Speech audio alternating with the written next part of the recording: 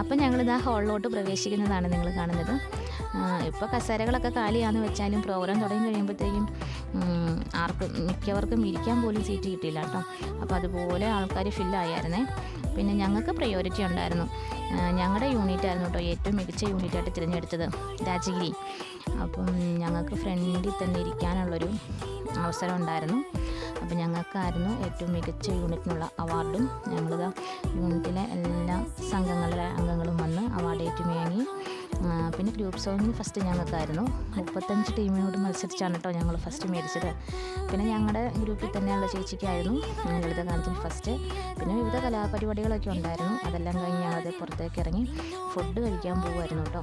അപ്പം ഒരു തോരൻകറിയും മീൻകറിയും അച്ചാറൊക്കെ ആയിരുന്നു, ചോറിന് കറികൾ. പിന്നത്തെ ഞങ്ങൾ സംഘാംഗങ്ങളെല്ലാവരും കൂടെ ചേർന്ന് ചെറിയൊരു ഫോട്ടോഷൂട്ട് നടത്തി കേട്ടോ. പിന്നെ ഞങ്ങൾ തിരിച്ചു പോകുന്നു.